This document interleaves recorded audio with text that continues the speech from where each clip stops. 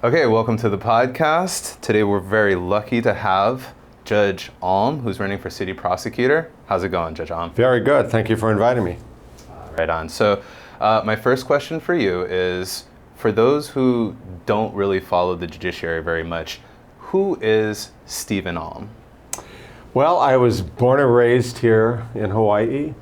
I lived first in Manoa, then Kaimuki. My parents are both professors at UH. My older brother Robbie and I went to University Lab School. I worked for 4 summers at Dole Cannery. I needed a sport after. I played all the sports in high school. I needed a sport after that, so I went down to Kalakaua Gym to learn how to box. Kind of fittingly, my first trip to Oahu prison was for a fight. Second fight was against Mark Ibanez out in Waianae. I had 2 years at UH, then went, my parents were in education, so I transferred to Oregon in order to have a whole different environment there. And good timing, because I met my wife Haunani, who is a Kamehameha graduate. We took turns going to law school, and I actually went to law school with the idea of being a prosecutor. That was the plan. Came back here after that and started working at the prosecutor's office. Wow, right on. Speaking of the prosecutor's office, you're running for city prosecutor. So why Judge Alm candidate for city prosecutor versus the field? First, this campaign is all about restoring trust to the prosecutor's office. And I think I'm the best candidate to do that for a couple of reasons. One, I have a lot of supervisory experience. And apart from Mr. Kanashiro's handpicked successor, Dwight Nanamoto, who's acting prosecutor now, I don't believe any of the other candidates have supervised anything, and certainly not any other prosecutors. So I was a team captain, felony team captain at the prosecutor's office. I was then head of the 31 deputy district and family court division, largest division in the office, where you really teach young lawyers how to be good prosecutors, how to be ethical, how to be skilled trial attorneys. Then I ran the U.S. Attorney's Office, and then I was a judge for 15 years, supervising the court behavior of deputy prosecutors, public defenders. I did over 200, supervised and presided over 200 jury trials, and started innovative programs, improving drug court, making probation work better. And I feel a sense of obligation to go back to the office I started in. My wife started there too. Clean it up, get it back on track, get it running ethically, get it skilled, and get it a place where young deputies want to go work. Yeah, restoring trust is super important. Every single interview that I've seen you and the other candidates on, that's like first and foremost the question that gets asked. So I'd like to ask a different version of that. Okay. Of course, the situation that happened with Kathy Kealoha abusing her prosecutor powers were just unbelievable, and it is sort of like a black swan situation, because who would have thought that could happen? However, I do believe there are bad actors out there, and eventually you might have a smart person who is the next Kathy Kealoha.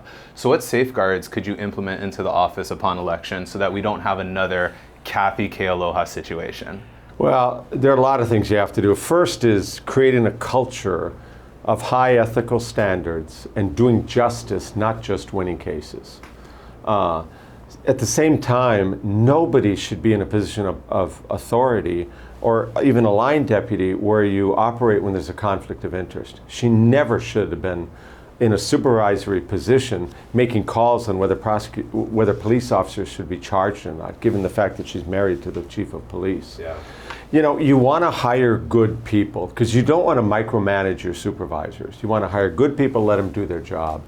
And that goes back into my experience. I have selected a lot of supervisors over the years. When I was at district court, I was able to select supervisors. So Loretta Sheehan, Tom Brady, Kevin Takata was involved, Ron, now Judge Johnson. When I was at the United States Attorney's Office, Elliot Inoki, Flo Nakakuni, who became U.S. Attorney, John Payton, Les Osborne, Mike Chun. I have a history of, I think, using good judgment in hiring good people to do that. So you do that. I think you also should set up a mentoring program where you have a mentor who's outside of your chain of command. So if you have any concerns or issues, you'll have somebody to go to to make that happen. But we will have to look at all of her cases if there's any still around and take appropriate action. It could mean nothing if she just passed it on to somebody, if she was actively involved. It could mean up to dismissing the case. You know, and look for any other corruption that's going on. And I see, you know, Mr. Miski has been indicted. He had some contacts with the office. I think he was hired at one point for that domestic violence safe house. We'll have to look at all sorts of things. I could tell when some of the candidates kind of low-key criticize each other. You guys have been actually really spot on and have been really cordial in this sometimes dirty politics campaigning situation. But when you talk about all of your experience, sometimes other candidates, they don't name you, but then they do sort of turn that around. They say, oh, well, that experience, those programs, those things are all in the past. And then twice I've heard the term, he's out of touch, or somebody is out of touch. How do you respond to when other candidates kind of low-key say they're like, oh, he's out of touch just because you talk about the things that you've done in the past? Well, part of it is, I don't think they have much else to talk about. I expected somebody to play the age card with this. But it's experience, and it's not only having done jobs, it's done jobs successfully. Because put yourself in their situation. You know, one candidate maybe worked for the prosecutors for 4.5 years and then left the office to make more money as a defense attorney. You know, another was at the office for 4 years and left to make more money in private practice.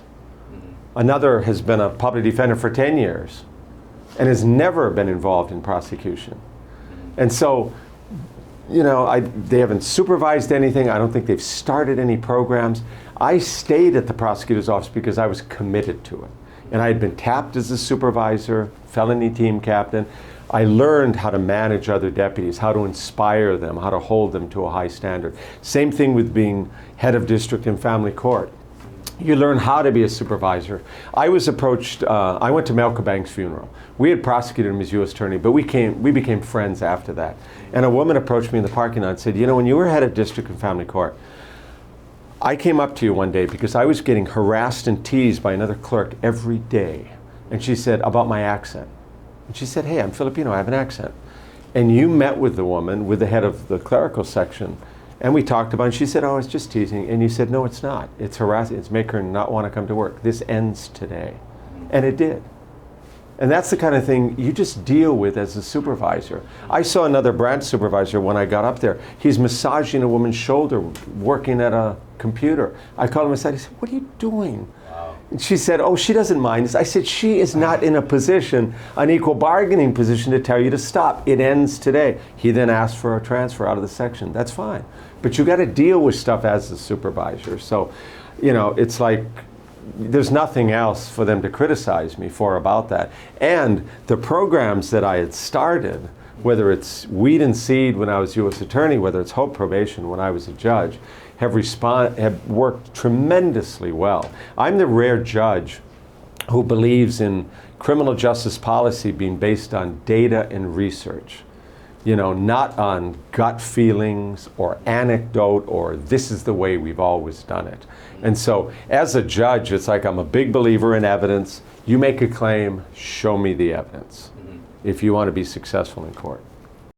So you're known for Hope Probation and the Weed and Seed program. Yeah. I'd like to talk about those two. First, what is Hope Probation and what is the difference between Hope Probation and probation as usual? Okay.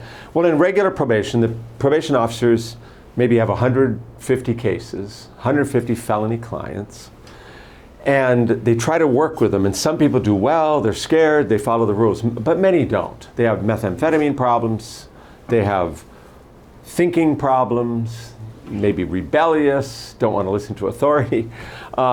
And so they violate the rules. Well, the problem in regular probation is the probation officers didn't have any mechanism to bring them back to court unless it was for a revocation of probation and requesting the 5 or 10 year prison term underlying it. So of course, positive drug tests, missed appointments, they would tend to give people chances. And we have very good POs, they're all social workers, maybe 30% of the POs across the country are social workers.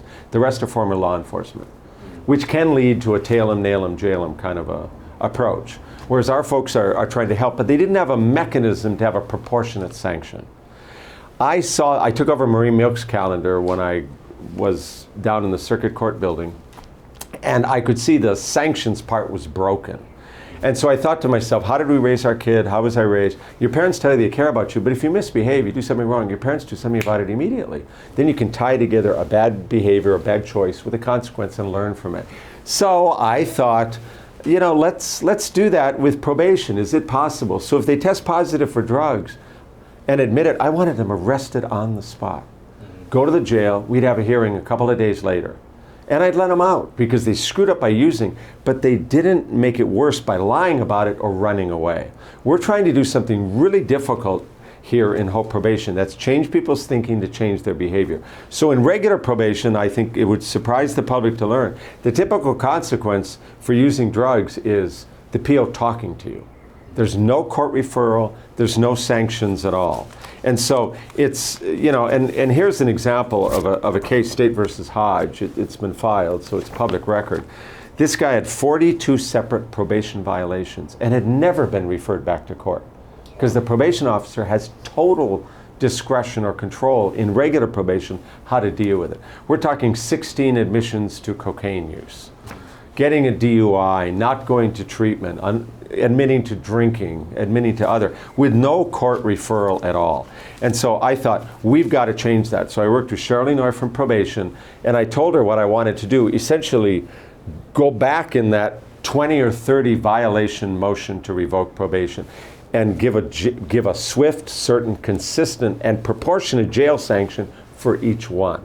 So in Hope Probation, you test dirty for drugs and admit it, you get arrested on the spot, 2 business days in jail. You test dirty and deny it, you're let go, you report to Judge Alm's courtroom next week, but we send it out for a gas chromatograph test. If the lab confirms it, you're either in denial or you're lying, and you're wasting everybody's time.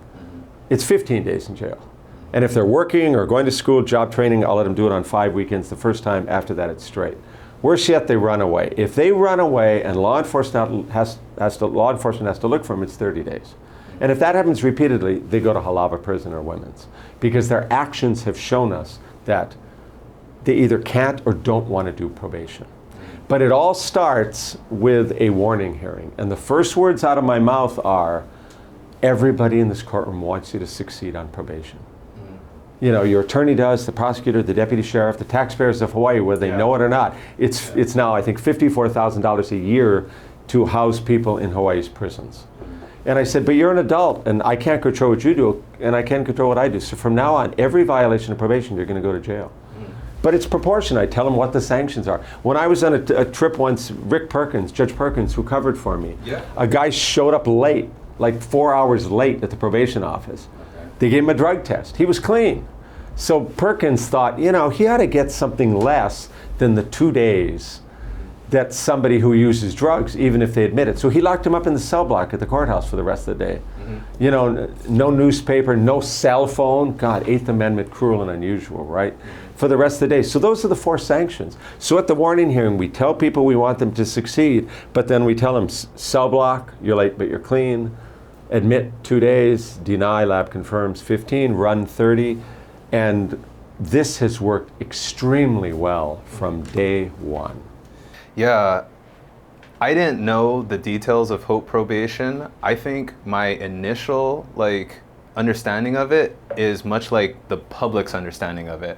We see a guy mess up, a guy get arrested, and then a guy get released, and we think, oh, this guy's a menace to society. He's already been reprimanded, and he's back out after the 2 days, or he's back out after the week or something.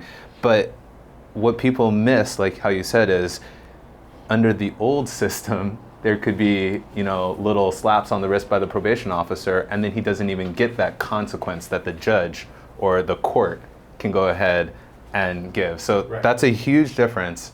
And I want to point out that I too thought gosh, it's just guys continually getting revoked and going back to court. But the other way around is somebody's life just gets thrown away and they get resentenced after How many? Countless violations as well, right? Absolutely. So people, whether they're, first off, a judge makes the call, prison or probation. Hope has nothing to do with that. If they're on probation, then the question is, do we watch them closely in Hope with jail sanctions for violation, or on regular probation with no sanctions? And so so guys in Hope are going to be in the news because there's so many of them. That's partly the case. Unlike most boutique court programs that have 50, 75, 100 or more people in it.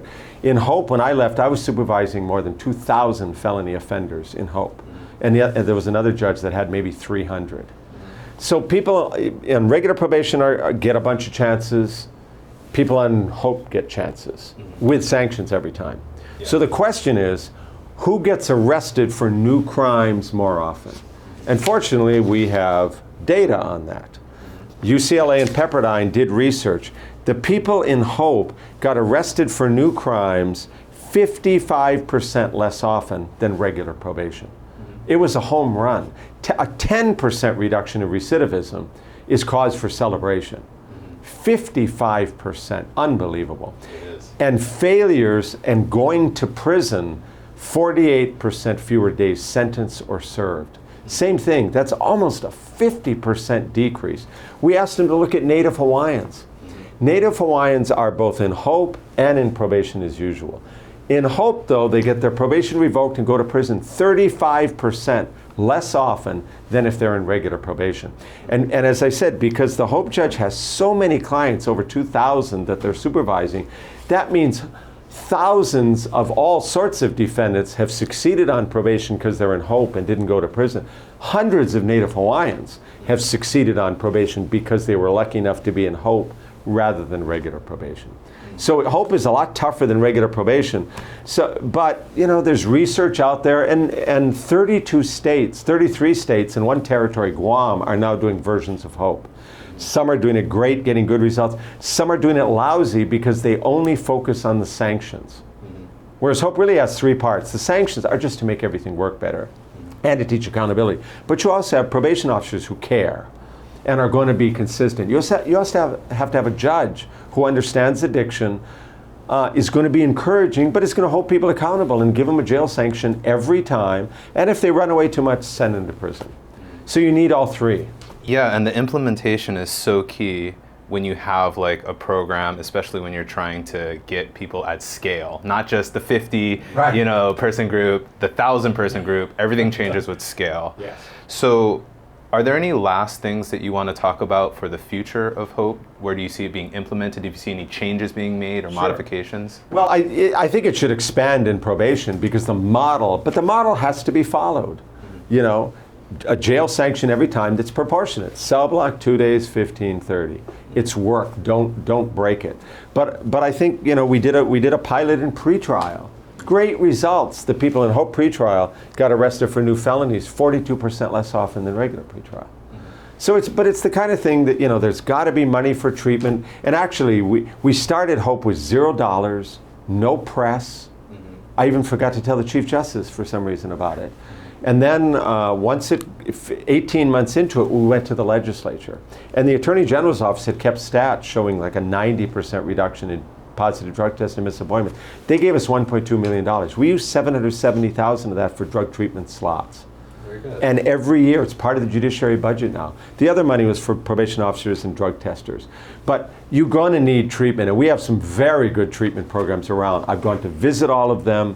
They're all supportive, whether it's Ho'omaukeola on the Waianae Coast, whether it's Hinamauka, whether it's Salvation Army ATS, Poilani. As Alan Johnson, the CEO of Hinamauka, said, treatment works, but it works even better if they're in Hope. Yeah. Because there are sanctions. He talks about a guy Friday night getting cravings, wanting to leave, but he said, if I leave, warrant goes out, Judge Alm's going to put me in jail. So I stick the weekend, and then the cravings dissipate, and I stay with the program. And one last thing I wanted to add, I think it's important for people to understand that, if you just arrest somebody, charge them, put them in custody, in the short term, you totally make that area safer because you remove somebody who's doing like a wrongful act or suspected of doing wrongful acts. But in the long term, you totally like kneecap a poor guy who might have a substance abuse issue or might be going through some sort of issue, a mental health issue, whatever it is. we have to put in the time and the effort, and it's really hard, but we have to do it to help rehabilitate somebody, because yeah, you'll be safer for a few weeks or a few months if they're in custody, but they get out again.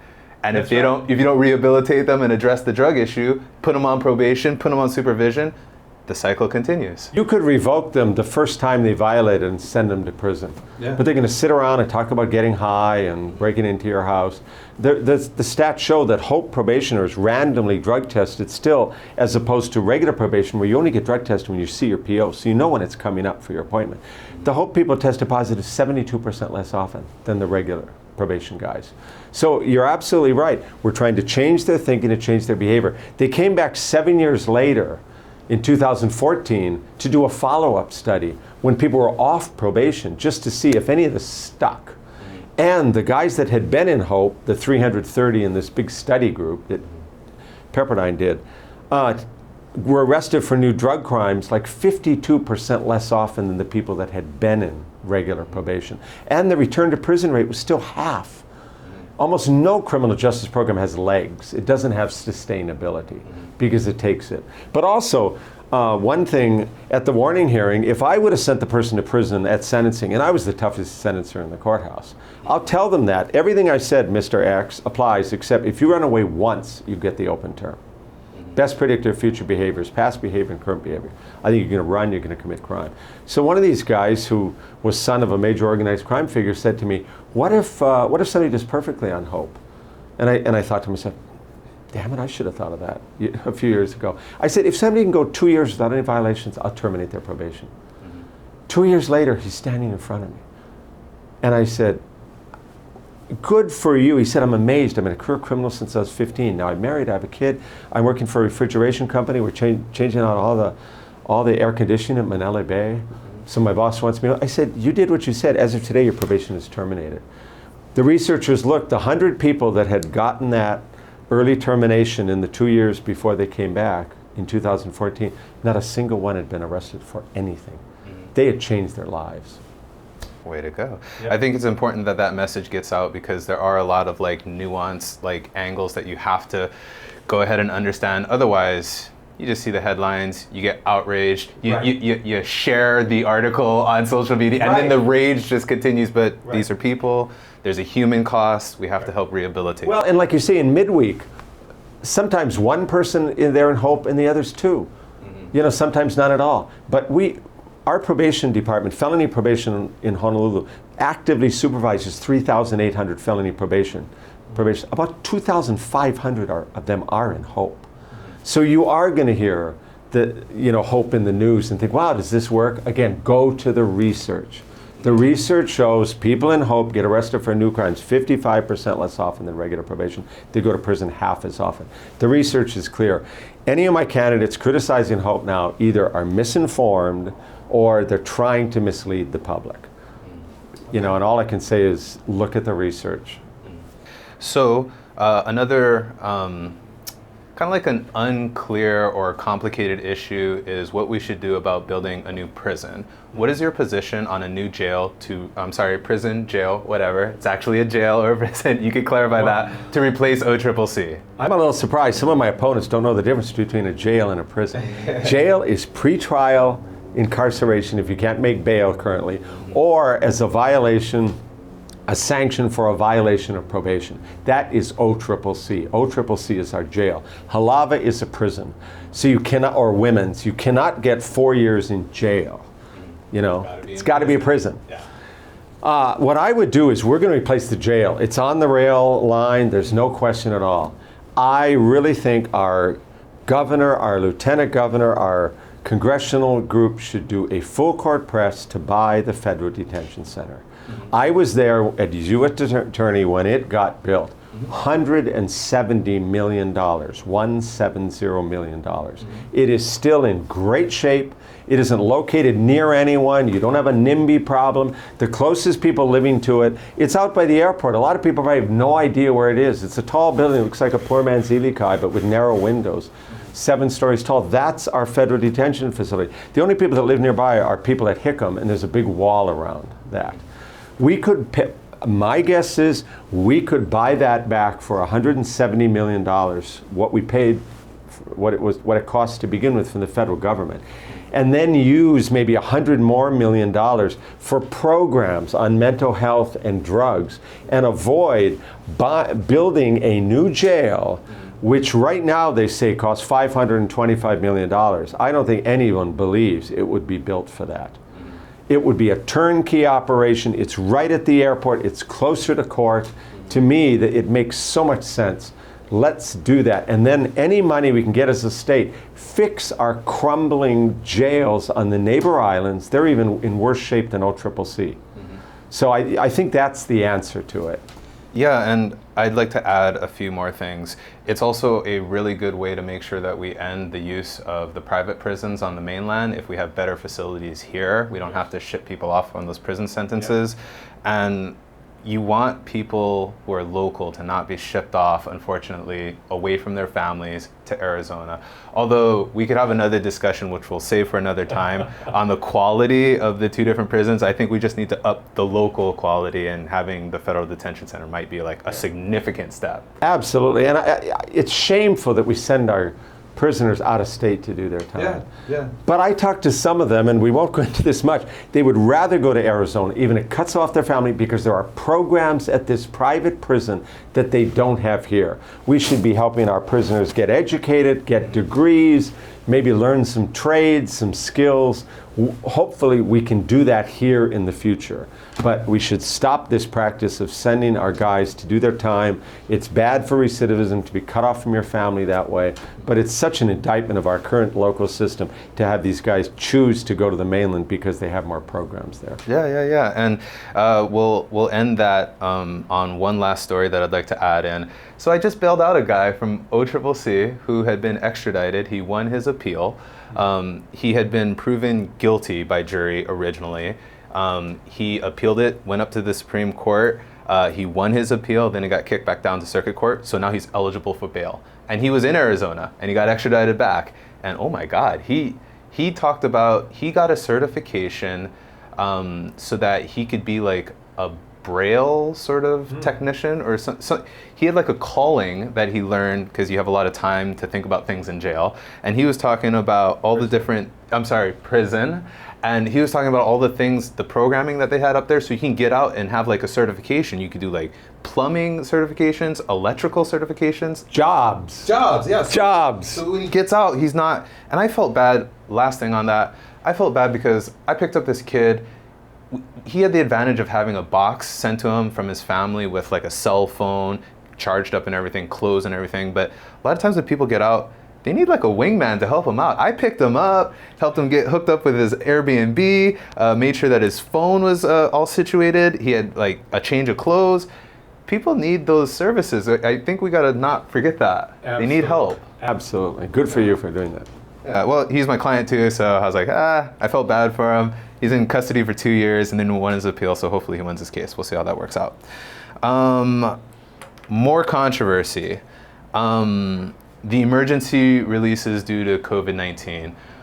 What do you think could be improved the next time there's a pandemic? Because there's always going to be a need to safeguard the people who are in custody in case of a virus or something else. Sure. Well, one of the things is the public defenders filed an original motion, blanket petition to let people out en masse. But people have to understand that's the defense attorney's job. Their job is not to fix the system. It's not to seek justice. It's to help their individual client who's charged with a crime. And I objected to that. And I thought there ought to be a case-by-case review, so it's in front of a judge. And Special Master Dan Foley, he took that position. I was happy to see it. And the prosecutors and defense could agree on releasing some people. And as you know, jails normally release people in a matter of course. They make bail or their sentences pile. And at the same time, the police, I think really to their credit, did a good job of not making arrests and deferring it if it didn't hurt public safety, or giving a citation instead of arrest. What I would have done at that point is not release anyone else and put the responsibility on the Department of Public Safety to do quarantining either at OCCC, you could use the gym, you could use, make portable structures. Inmates have done that before in Hurricane Iniki. You could go to the convention center for 2 weeks, make sure they're symptom-free, and then go back to the department. That would have saved any of the arrests that they got because they were released. And we should be testing every single person at OCCC, whether it's an ACO, an adult corrections officer, a civilian employee, or visitors, any new arrivals coming in, any defendants. We've got to test everybody to know what we're doing. But a lot of it, I would put the burden on the Department of Public Safety. I think they'd be stepping up to the plate to handle it, to do the quarantining inside, the testing inside, and not release people after a certain point out into the public. Yeah, and props to the Department of Public Safety. They probably didn't get enough credit for handling the situation the way that they did. Attorney General Connors at the Public Safety Committee meeting pointed out that they did have protocols in place for an outbreak. We didn't know it was COVID-19, but they did have like a system like ready to go for when there was an outbreak of some sort. And here we are today. I believe there is only one positive test for somebody who was in a jail or a prison and then got released. I saw the headline and it made it look like they had it in custody, but it was. I don't think it was at OCCC though. Oh, okay. Yeah. Federal. Oh yeah, it was at the FDC. It was at FDC. Oh, okay, cool. So yeah, and also props to DPS. Safety, you know what I mean? They take criticism here and there, but this one they deserve to have some credit because of the way that they handled it. Yeah. Next session, a state legislator has proposed a bill to elect the chief of police. So there's the conversation of electing a chief of police versus the current setup where we have one appointed by the mayor. What do you think of the idea of electing a police chief? I really don't like the idea. Bad enough, I feel, as a judge and former U.S. attorney running for office. But having a police chief be a politician and maybe catering to the whims of the public at some crucial moment. I think the police commission being involved, appointing the person, they're all appointed by the mayor, I think is probably the better way to go. And even in the current Kealoha crisis, he quit when he was first indicted. If he was elected, he might have said, I am presumed innocent, I'm not going anywhere unless and until I get convicted. And that would have dragged it out for a lot longer than it would have. Because he left, they were able to get a fresh start, get Chief Ballard appointed, and move on. So I really think the current system of appointing a police chief is probably the best way to go.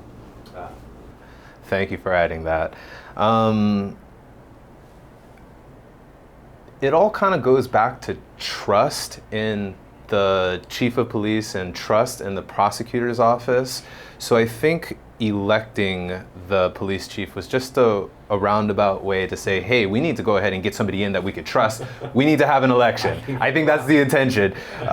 So circling back to that key crucial point of trust in the prosecutor's office, what would you use to help guide up-and-coming prosecutors on what to do and what not to do? How would you sort of mentor or train prosecutors? That's exactly what it is. This is often their first job coming out of law school. So it's creating a culture of high ethical conduct and of doing justice, not just winning cases. And there was a famous case called Berger versus the United States, the Supreme Court case, that talked about there's a twofold goal. Guilt shall not escape, nor innocence suffer. You can strike hard blows, but not foul ones. Your job, as I said, your job as a prosecutor is to do justice. Your job as a defense attorney is to help your client. And if I was charged with a crime, I'd want somebody looking out for my interest 100%. The prosecutor is to be fair. So if somebody gets charged or indicted, and then you get closer to trial and you see evidence that shows, hey, maybe the guy didn't do it, you should be dismissing the case. Nobody should be charged unless you are convinced the person did it beyond a reasonable doubt and that you have the evidence that can prove it. Because indicting somebody can ruin the reputation. Yep. So you got to be careful and do it the right way. I was the first career prosecutor to be appointed to circuit court in Honolulu ever. The Judicial Selection Commission, one of their questions was, you've been a career prosecutor, why would you think you'll be sensitive to defendants' rights or needs? And I told them, I had the last 2 cases I did at the prosecutor's office. One was the murder of a police officer, David Ronk, by Clyde Pinero. 2 other deputies had done it before. The convictions didn't stick, or as a hung jury. I did it the 3rd time. And Mr. Pinero is in prison for life without parole to the end of his days. That's the max. And he was 20 years old when it happened. You kill a police officer, you murder a police officer, life without parole. Wow. The other case was a woman who was sole caretaker for her mother at a studio apartment in Honolulu. She didn't have any respite care. Every night the sun would go down, the mom would start screaming, thinking the world was coming to an end. She took care of her without any help and eventually put a pillow over her mouth and smothered her. It was charged as murder. I looked at it, I interviewed people, I read it, and then I read her diary. She had a mental breakdown and killed her. So I went to see Keith Kaneshiro and I said, normally the defense, like in domestic violence cases, brings up extreme mental or emotional disturbance for which there is a reasonable explanation. Normally we think it's BS as prosecutors. And so you defeat it. But I said to Keith, in this case it applies. He said, well, it has to be murder. I said, well, you're going to find somebody else to do it because I'm not doing it. I'm not doing the case. And he eventually found some other deputy who later became a judge. He took it to trial. He tried to get murder. The jury came back in 15 minutes with manslaughter. I think the right decision. And so sometimes the cases you don't charge or you charge a different way are just as important as the ones you do. That's part of being ethical. But part of it is training the deputies. And so they're more skilled in court and more ethical. Then they'll be able to get favorable plea agreements. We've seen a lot of plea agreements in the newspaper. And as a judge, I know there's always something more behind it. But over the years, there are just too many unfavorable plea agreements. And I think we could make that better by creating a culture of excellence, a culture of ethics, and of doing justice, not just winning cases. This is for my law enforcement peeps. There's a really frustrating process that a lot of people in law enforcement sort of like go through. There's somebody who they did an arrest on, they might have submitted, their report. The defendant does not get charged initially, is released pending investigation or RPI'd, and then like weeks or months later, they gotta go serve the grand jury indictment that comes out and go arrest the guy or the gal a second time, putting them back in when it's really time consuming to try to find somebody the second time. And especially after weeks or months, or sometimes in certain cases over a year has passed, now they gotta locate somebody. It seems like the work is being done twice. Are there any sort of like innovations or any sort of like changes, do you think, that if elected as city prosecutor you could implement so that we don't have this double work situation for law enforcement officers? Well, and even worse, they may have committed other crimes in the meantime, especially if it's a property crime like UCPBs or burglaries or thefts. That may happen. That is something I have shared this frustration for years. Okay. And I've absolutely thought, I think the answer to it is where there's a will, there's a way. And if you could nip this in the bud, get the person charged, and depending on what the record is, watch them, maybe put them in pretrials so we can drug test them, keep an eye on them, and if he can't follow the rules in pretrial, we'll keep him in custody until his trial. But I absolutely think there's a way to do that. I'll look at it, trying to get it done. So if we have a good case against somebody, you charge them right away, you hold them in custody, you take them to a preliminary hearing or grand jury, you get them held, and you try to get them off this path of committing these crimes, because they may do a whole spree before they finally get picked up. Or both ways it happens. Sometimes it's the wake-up call that somebody needs. They move on with their lives, they've made improvements, and then it's the old saying, you might be done with the past, but the past ain't done with you. I've literally had clients that, they were in the military, they get restationed, and because they're now on the mainland, the bail gets artificially jacked up higher because it's easy to make the argument that, they left they're risky, they're on the mainland now, and they get artificially high bails.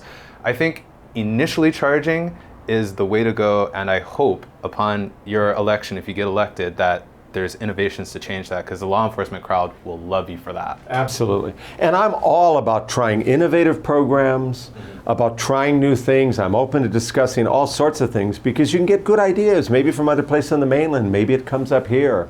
But I also want to do programs that have been proven to work here, like Weed and Seed. Yeah, please go into Weed and Seed. What exactly is the Weed and Seed program? And if it's re-implemented, what would be the changes for today? Okay. The idea is you identify a geographic area, you go in and talk to the community, and you ask them, what are your big crime problems? So the first one we did was Kalihi Palama in Chinatown. We had stew and rice at Kaiulani Elementary School, great principal, Charlotte White. It's across from Mayor Wright's, down the road from Tamashiro Market. And I asked the residents, what is the biggest crime problem here? And they said, well, you're the expert, you tell us. I said, yeah, but I live in Kaimuki, I don't live here. They said it's those drug dealers on Pool Lane. They're there all day, every day. They harass people, they break into cars. Our kids have to walk to school at Kaiulani Elementary School through this gauntlet of drug dealers, teaching them that the crooks are in control. The other thing they said is, these cars speed up and down Pool Lane to get between King Street and Vineyard. Okay. So based on that, guess what? We had undercovers go in, make buys from everybody selling drugs. They got arrested. Then narco vice officers took their place and sold drugs to whoever came up. We have a video. It's like a McDonald's drive-through. No offense, McDonald's. The police told us, cell block, we can take 30 people. We got 30 arrests inside 40 minutes. And the City Council pulled out all the stops, and within 2 weeks, there are speed bumps placed on Pool Lane. Imagine the credibility we had with the neighborhood. They said those are the two big problems. They got solved immediately. The idea is you weed out the crime in an area. And that site ran from the Kokea Canal next to Honolulu Community College to Bethel Street, Nimitz Highway to the freeway. And we did about 200 drug cases we took to the U.S. Attorney's Office. All the other street crimes and all these other cases went to state court. We set up a separate Weed and Seed courtroom in District Court on Alakea Street. The net result of all, and the seed efforts paid off too. We talked to the sisters at St. Francis. They gave us a 2-bedroom unit in Kukui Gardens, which is just Cocoa Head of Mayor Wright's, to be a Head Start program because the community wanted that. We got Sports Authority donating bats, balls, and gloves. And we set up an after-school sports program at Kaiulani Elementary. Liliuokalani Trust paid for an hour of tutoring before the custodian who ran the program got off work. And we set up a Weed and Seed house at Mayor Wright Homes. The net result of all these things working together, the effort I led to a reduction in crime of 70% in Kalihi Palama and Chinatown in 3 years. We're talking 3,000 felonies down to 750. We're talking 7,600 misdemeanors down to 2,300. It changed the character of both neighborhoods. The Samoan families and Mayor Wright started sleeping on their mats outside again. Crime stopped there. And in Chinatown, businesses could open. At the time, local people were afraid to park their cars, go down there, the car would get vandalized, they might get harassed. It's getting like that again now. It is getting like that again, but all these hipster restaurants, bars, art exhibits could thrive and flourish. You're absolutely right, it's back. If I get in, I will make every effort to reinvigorate, bring Weed and Seed back to Chinatown, back to Kalihi Palama, then hopefully expand eastward toward Ala Moana and Kaka'ako, which was done before, and then maybe go to Waikiki too. You want to know something really stupid? I've been licensed as a bail bondsman since 2004, and I always saw, what is this Weed and Seed thing? I always thought it had to do with marijuana, weed, and I didn't know it's weed out the crime. I was like, what are they talking about, weed and then the seed? Is this like a drug diversionary thing? I so got that wrong. Yeah. Well, the problem, you came in after I left as U.S. Attorney, and I made it a priority to do it. So there was a lot of public, effort on this. The public knew about it. The people in Chinatown loved it. And now there is so much more infrastructure existing now. Look at American Savings Bank. They built a big, huge building right across from Ala Park. Yeah. They will be a great partner. The security guys are former HPD there. There are all these restaurants that are paying us private security to help them with security. You know, if we can get this started, the residents will find it safer, the businesses will find it safer too. I think we can even help a number of the homeless folks, because a bunch of them, they have drug and alcohol problems. Well, we have successful strategies like drug court, like mental health court, like Hope Probation. They're miserable, they get victimized all the time. I think we can both help them with their drug and alcohol, mental health issues, and get them out of some per merchant's doorway in Chinatown where they're living and defecating and making it impossible for that merchant to be successful. I think it's a win-win when we do that. Yeah, very good. So you're born and raised in Hawaii. You're a kamiki guy. I love kamiki, keep it kamiki, love everything in there. Do you have any, favorite restaurant spots or stories for the kamiki area? Absolutely. And we like to go to Thai for, well, now it's more takeout, right? I mean, that's our life. For now, yeah. But 12th Avenue Grill is a nice place Great for a little restaurant. fancier stuff to Thai for. Kimchi too. You've got one restaurant after another down there. Big City Diner. Vanilla and Chocolate Bakery. Absolutely. Pipeline Cafe, the Coffee Talk. It's almost you turn around and there's another restaurant there. But it's a nice neighborhood. It's safe. It's generally it's a nice place. I'm really happy to be spending time there. Yeah, there you go. Keep it kamiki. Well, I think it's in this election, again, as we've talked about, is all about restoring trust to that office. And I think, I have the drive, I have the determination. I feel a sense of obligation to go back to that office where my wife and I started, get it cleaned up, get it on track, and move forward. And I think based on all my supervisory experience and successful supervisory experience, and I have a track record of reducing crime. I'm open to new ideas, innovative ideas, and we will do some without question. But at the same time, we'll bring back the stuff that's worked before. I have no doubt we can clean up Chinatown again, we can get the crime down there, we can help the homeless, and then we can expand to other areas. And then the other thing is going to other neighborhoods, sitting down with them, finding out from them what their crime problems are. And if they would like to participate with us in Weed and Seed down the road, we want to participate with them. Each community is different. And I'm a kind of a type A personality, but I've learned to listen over the years and listen to the community about what their crime problems are so we can address that. I never would have thought of those speeding on Pua Lane and how a simple thing like speed bumps will solve that problem. But you can see how a mom would not let her kids play on the sidewalk because kids are going to chase the ball out into the street and get run over. So that's just as important to them as drug dealing or anything else. So if I'm given the chance, I want to get that office back on track and make it a place that the public can trust and people want to work at. Yeah, and through the podcast evolution, I've had just about everybody on. I'm super stoked that it seems like everybody that I've met and had the honor to do on a podcast seems like the next city prosecutor will definitely be a high character person who will focus on trust in the office. So I think the field is just a great field. And I thought after researching all this and getting to know you and your programs in the past, I think we can't go wrong with whoever the top few, like whoever it goes, right? Because this is an important election because if you get over 50% of the primary vote, you win, right? Or is there a runoff? Could you explain that last part? 50% plus one vote, they win it outright in the primary. Otherwise, the top two move on to the general. Which would make things really fun, but we'll see if one candidate could get the 50 or over. So last thing, if somebody wants to continue their education and maybe follow some of your interviews or see your platform on a website, where could they go to find out more about Judge Alm? Steve Alm for prosecutor.com. They can also go to the Facebook page. They can also go to Instagram. There's all sorts of ways to learn about it and hear from other people that I've worked with in the past who are supporting my candidacy. Right on. So everybody out there who's watching this or listening, please get out there and vote and do your research on these fine candidates. Thank you very much for joining us. Thank you for inviting me. It's great to be here. Right on.